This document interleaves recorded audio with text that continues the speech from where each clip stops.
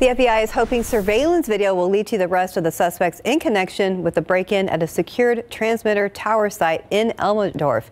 Now, 3 suspects were seen walking around the site before breaking in and taking several items. If you recognize any of these people, you're asked to give the Wilson County Sheriff's Office a call. That number is 830-393-2535. New information about WNBA star Brittany Griner's recovery here in San Antonio after spending 10 months in Russian custody. As ABC's Andrew Dimbert reports, Griner is already playing basketball again. This morning, Brittany Griner's agent says for the first time in 10 months, the WNBA star picked up a basketball and did a light workout. Her first act? A dunk, of course. Griner is staying at Fort Sam Houston in San Antonio, where she was taken after her release from a Russian prison last week. But while Griner recuperates, critics are slamming the prisoner swap with Russia that freed arms dealer Victor Bout, the man nicknamed the Merchant of Death. The Trump administration was always very clear. We weren't going to trade bad guys for celebrities because it creates the wrong incentives for the bad guys. On social media, former President Trump called the Griner exchange crazy and bad and claimed he turned down a proposed deal with Russia that would have traded Victor Bout for former Marine Paul Whelan. Whelan's brother saying this about Trump over the weekend.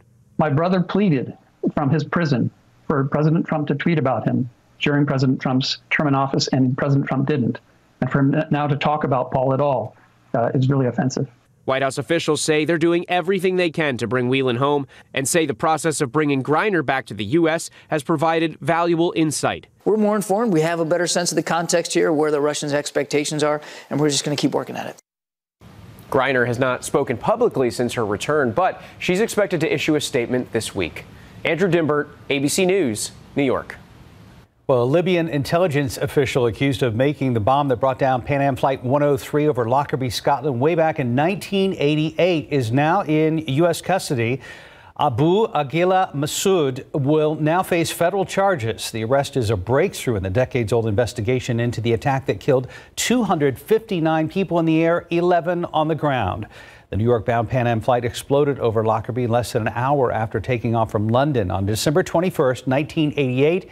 Among the 190 Americans on board were 35 Syracuse University students flying home for Christmas after a semester abroad. U.S. officials did not say how Massoud came to be taken into U.S. custody. However, late last month, local Libyan media reported Massoud had been kidnapped by armed men from his home in Tripoli, Libya's capital.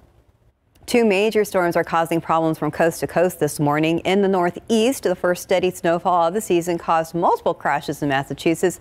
In some areas north of New York City, residents are seeing more than a half a foot of snow. A far more dangerous system is affecting multiple states in the west. There's heavy rain and massive amounts of snow, up to 4 feet in the mountains of Northern California, with blizzard conditions and avalanche warnings.